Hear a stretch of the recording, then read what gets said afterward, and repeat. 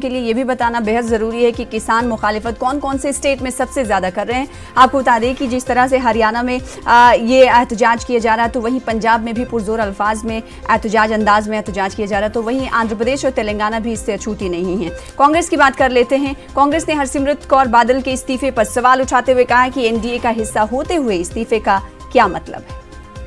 तो देखिए कि हमारा देश कौन से हालात से गुजर रहा है। कोरोना वायरस का सबसे ज़्यादा पेशेंट्स हर रोज़ 1 लाख से ज़्यादा हिंदुस्तान में आ रहे हैं।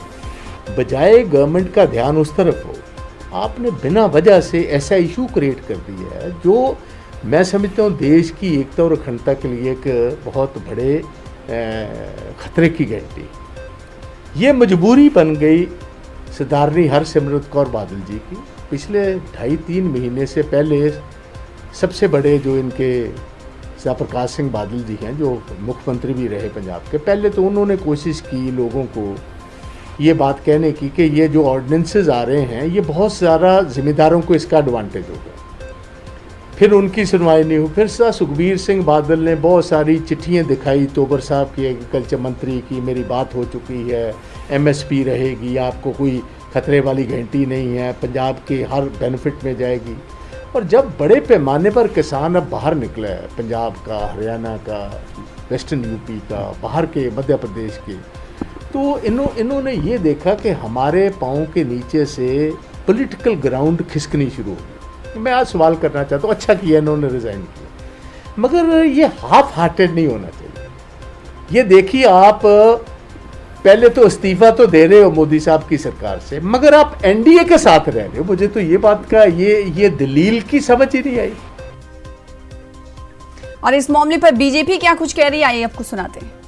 जहां तक भारतीय जनता पार्टी पंजाब प्रदेश का कहना है, ये किसानों के तीनों ऑर्डिनेंस किसान के हित में है।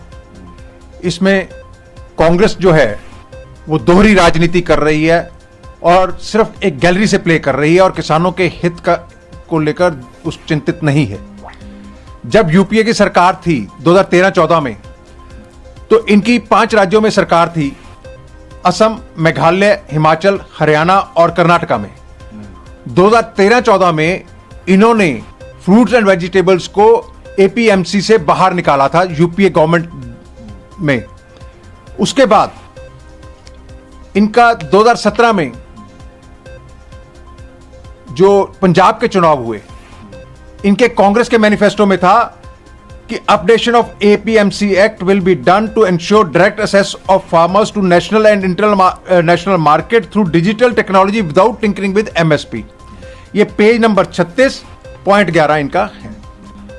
उसके बाद जब इनकी पंजाब में सरकार बन गई, इन्होंने APMC एक्ट को अमेंड किया 14/8/2017 को, और उसमें ये सारी चीजें इन्होंने अमेंड की हैं जो अभी एनडीए की गवर्नमेंट केंद्र में ये तीनों ऑर्डिनेंस लेके आई थी, अब बिल बन रहे हैं। वो एक एक्ट ਦਾ ਹਿੱਸਾ ਬਣਾ ਜਿਹਦੇ ਨਾਲ ਮੇਰੇ ਲੋਕਾਂ ਨੂੰ ਲੱਗਦਾ ਹੈ ਕਿ ਉਹਨਾਂ ਦਾ ਭਵਿੱਖ ਵਿੱਚ ਨੁਕਸਾਨ ਹੋਊਗਾ, ਜਿਹਦੇ ਕਰਕੇ ਮੈਂ ਆਪਣੇ ਮੰਤਰੀ ਪਦ ਤੋਂ ਅਸਤੀਫਾ ਦੇ ਕੇ ਉਹਦੇ ਬਾਅਦ ਪਾਰਲੀਮੈਂਟ ਵਿੱਚ ਆ ਕੇ ਇੱਕ ਮੈਂਬਰ ਆਫ ਪਾਰਲੀਮੈਂਟ ਹੋਣ ਦੇ ਨਾਤੇ ਆਪਣੇ ਸੂਬੇ ਦੇ ਭੈਣ ਭਰਾ, ਕਿਸਾਨ ਵੀਰ, ਮਜ਼ਦੂਰ ਵੀਰ, ਆੜਤੀਏ ਵੀਰ, इस ऑर्डिनेंस की उन्होंने आवाज़ बन के इस ऑर्डिनेंस के खिलाफ, अपनी सरकार के खिलाफ आवाज़ वोट पाई।